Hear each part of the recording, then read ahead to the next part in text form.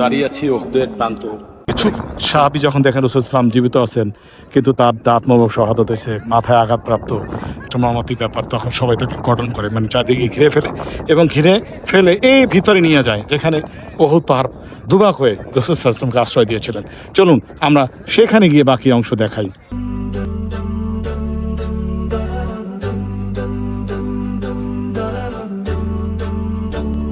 Allahu Akbar, you are the greatest, you are the sublime. ওহুদে যতবারই আসি সব কিছুই নতুন লাগে। এই জন্য এই ওহুদ নিয়ে অনেক অনেক ভিডিও আপনাদেরকে আমি দেখিয়েছি মাশাআল্লাহ।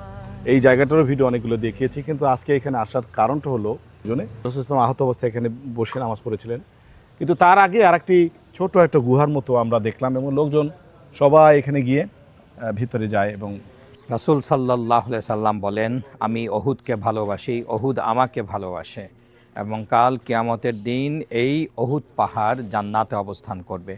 দর্শক মণ্ডলী, আমি এই মুহূর্তে অবস্থান করছি জাবালে ওহুদ। এই দিকে আসার পরে মূলত এখানে একটি মসজিদ রয়েছে, মসজিদে আল ফাসে বা ওহুদ মসজিদও বলা হয়। এই যে সামনে আমরা জায়গাটা দেখাবো। তারপরে আমি যেই জায়গাটির কথা বর্ণনা দিলাম, গারে ওহুদ, যে ওহুদ পাহাড় ফাঁক হয়ে গিয়েছিল, সেইখানে রাসূল সাল্লাল্লাহু আলাইহি সাল্লাম অবস্থান করেছিলেন। আর এই দিকে এখানে আপনারা যে লোকজন দেখছেন, এখানে আরেকটি ফাটল বা গুহার মতো রয়েছে, লোকজন এখানে দেখছেন।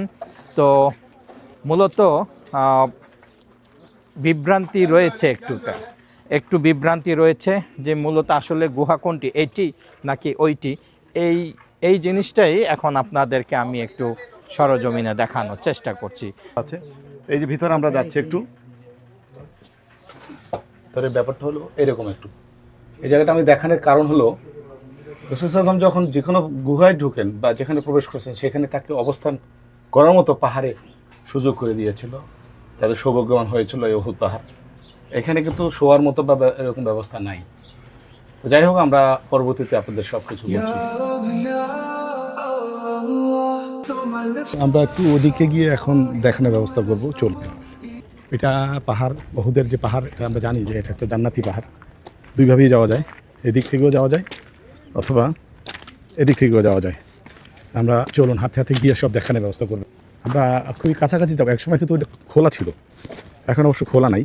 এখন এই জায়গাটায় যে দুটো লোক দাঁড়ানো আছে, এইখানেই দুটো পাহাড় এখন এক নাই, কিন্তু দুটো আলাদা হয়ে গেছে। আলাদা হয়ে রাসূল সাল্লাল্লাহু আলাইহি ওয়াসাল্লামকে জায়গা করে দিয়েছিল।